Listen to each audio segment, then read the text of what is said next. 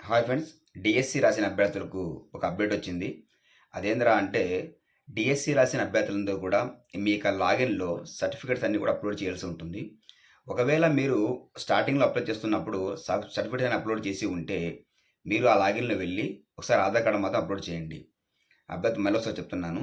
DSC రాసిన అభ్యర్థులందరూ కూడా మెరిట్ లిస్ట్ కానీ, సెలెక్ట్ లిస్ట్ కానీ వచ్చిన వాళ్ళు, రాని వాళ్ళందరూ కూడా మీ యొక్క సర్టిఫికేట్స్ అన్నీ కూడా ఆన్‌లైన్‌లో అప్లోడ్ చేయాలి. ఒకవేళ గతంలో మేము అప్లోడ్ చేసి ఉంటే మీ అందరికి కూడా మళ్ళొకసారి కాల్ లెటర్ వచ్చే అవకాశం ఉంది.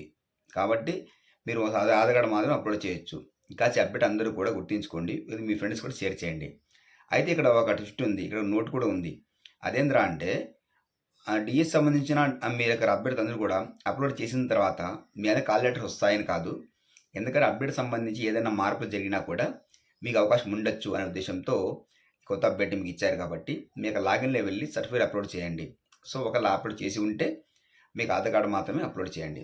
అదేవిధంగా ఏ ప్రిన్సిపల్ సంబంధించిన పోస్ట్కి ఎలిజిబుల్ ఉన్నారో వాళ్ళకి మాత్రం కాల్ లెటర్స్ వచ్చాయి. మిగతా వాళ్ళకు కూడా తొందరగా వచ్చే అవకాశం ఉంది. Thank you.